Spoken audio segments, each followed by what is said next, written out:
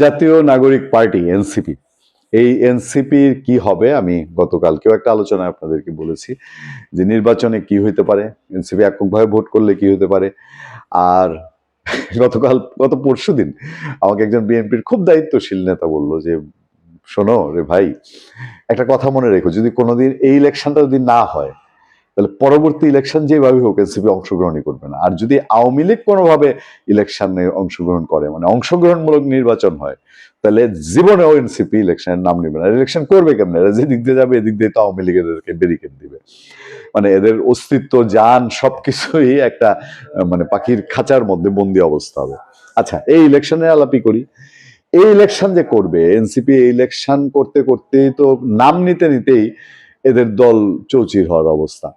আসিফ মাহমুদ দৌড় দেয় একদিকে, মাহফুজুর রহমান দৌড় দেয় আরেকদিকে, আর নাহিদ দৌড় দেয় আরেকদিকে। নাহিদ এখন যেদিকে দৌড়টা দিছে, এই দৌড়টা আমার কাছে সিগনিফিকেন্ট লাগতেছে। তার হঠাৎ করে মায়ের চেয়ে মাসির দরদ বেশি। বিএনপি তারেক রহমান এখনো বলে না বেগম জিয়ার স্বাস্থ্যের অবস্থা দেখে, রাজনৈতিক পরিস্থিতি দেখে নির্বাচনটা একটু মানে তফসিলটা একটু বুঝাসি না, সে বলতেছে তফসিলটা একটু বুঝাসি না ঘোষণা করেন, মানে তফসিলটা আর কয়টা দিন একটু পিছান আর কি, ক্ষমতাটা আর একটু উপভোগ করি, এরকম কিনা বলেন না।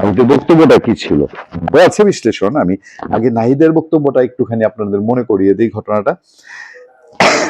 একদিকে বিএনপি চেয়ারপারসন খালেদা জিয়া অসুস্থ, অন্যদিকে দেশের রাজনীতিতে সংকটময় পরিস্থিতি, এমন মন্তব্য করে জাতীয় নাগরিক পার্টি এনসিপির আহ্বায়ক নাহিদ ইসলাম সংকটগুলোর সমাধানের পর নির্বাচন কমিশনকে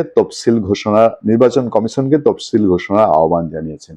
রোজ কেয়ামতের আগে বাংলাদেশের রাজনৈতিক দলের সমস্যার সমাধান হবে না, নির্বাচন হবে না, নাহিদ সাহেব ভালো জানেন, বুঝে গেছে। আর কিছু বুঝতে বাকি আছে? নির্বাচন, নাহিদ সাহেব কার কথা বলে? এরা যখন আওয়ামী লীগ নিষিদ্ধের ঘোষণা বলছিল, এটা কি তাদের মনের কথা ছিল না ডক্টর ইউনূসের মনের কথা ছিল? এই জিনিসটা খুব খেয়াল করবেন যে তফসিল বলতেছে ডিসেম্বরের দ্বিতীয় সপ্তাহে। নাহিদরাই টুনটুন শুয়ে নাহিদরাই লাগাই দিবে মাঠের মধ্যে। এরাই বলবে যে না, দেশের অবস্থা নাই, এই নাই সেই নাই।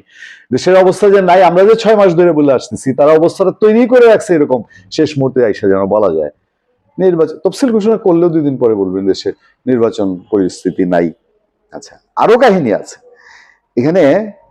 একটা রিপোর্ট আছে আমাদের সমকালের, সেখানে এটা বিবিসিও এই রিপোর্টটা পিক করছে। তারা বলতেছে যে বিএনপি নাকি জামাত কোন দলের নেতৃত্বাধীন জোটে যাবে এনসিপি, তা নিয়ে দলটিতে টানাপোড়েন তৈরি হয়েছে। সরকারে থাকা 2 ছাত্র উপদেষ্টা জানিয়ে দিয়েছেন বিএনপির সঙ্গে জোট না হলে এনসিপিতে তারা যোগ দেবেন না।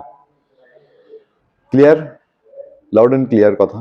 আচ্ছা, সেক্ষেত্রে তারা সরাসরি বিএনপিতে যোগ দিতে পারেন। আমি যেটা গত পরশুদিন আপনাদের সঙ্গে আলোচনা করেছি, আমি পরশুদিন তো এই কন্টেন্টটা করেছি যে আসিফ এবং আপনারা যারা দেখেছেন যে আসিফ এবং মাহফুজ বিএনপিতে যোগ দিতে পারেন বলেছি না আপনাদেরকে।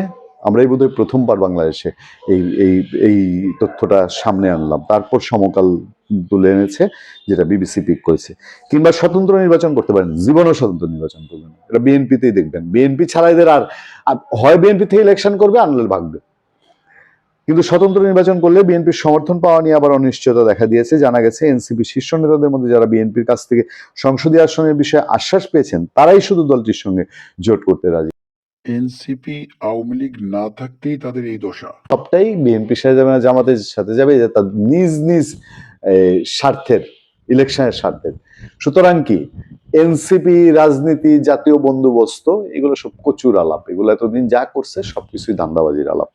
বিএনপি 5 থেকে 8টি আসন ছাড়তে পারে এনসিপি কে, ফলে বাকি নেতাদের অধিকাংশ জামাতের সঙ্গে নির্বাচনের সমঝোতা আগ্রহী। নির্বাচন সামনে রেখে আমি লম্বা করবো না, এনসিপি টুকরা টুকরা হবে, নিশ্চিত থাকবেন। ভালো থাকবেন, সুস্থ থাকবেন। আপনার সাথে আমি আতিক রহমান, পূর্ণিয়া।